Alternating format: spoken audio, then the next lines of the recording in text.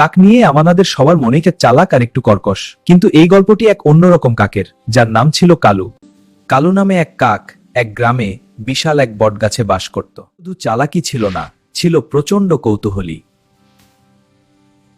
যখন ভাগাড়ের খাবার বা মানুষের ফেলে দেওয়া উচ্ছিষ্ট নিয়ে মারামারি করত, কালু তখন দূর থেকে মানুষের স্বভাব। কালু নামে কাক দেখল গ্রামের এক বৃদ্ধ দর্জি তার জানালার পাশে বসে সেলাই করছেন।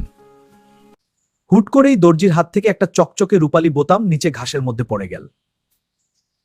বৃদ্ধ সেটা অনেকক্ষণ খুঁজলেন, কিন্তু চোখের জ্যোতি কম থাকায় খুঁজে পেলেন না।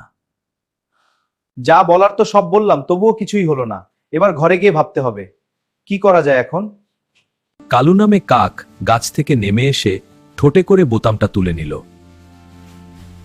কাকের তার খুব ইচ্ছে হলো এটা নিজের বাসায় নিয়ে সাজিয়ে রাখে। কিন্তু পরক্ষণেই কালু নামের কাকের তার মনে হলো মানুষটা এই সামান্য জিনিসের জন্য কতটা মন খারাপ করছিল। কাক কালু জানতো সে যদি সরাসরি মানুষের সামনে যায় তবে তাকে তাড়িয়ে দেওয়া হবে। কাক কালু সে এক বুদ্ধি বের করলো।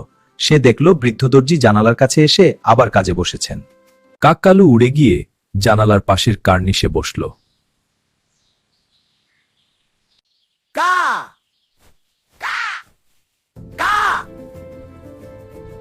কাক কালু তখন বোতামটা জানালার কাঠের ওপর আলতো করে রাখল। কাক কালু তারপর সে তার ঠোঁট দিয়ে বোতামটা ঠেলে দর্জির আঙুলের ঠিক পাশে সরিয়ে দিল। বৃদ্ধ দর্জি চমকে উঠলেন। তিনি দেখলেন তার হারিয়ে যাওয়া বোতামটি একটি কাক ফিরিয়ে দিয়েছে। বৃদ্ধ দর্জি তিনি অবাক হয়ে কাক কালুর দিকে তাকিয়ে রইলেন। কোনো ভয় না পেয়ে শান্তভাবে মাথা নিচু করে তাকে সম্মান জানাল বৃদ্ধ দর্জিকে। শুরু হলো এক অদ্ভুত বন্ধুত্ব।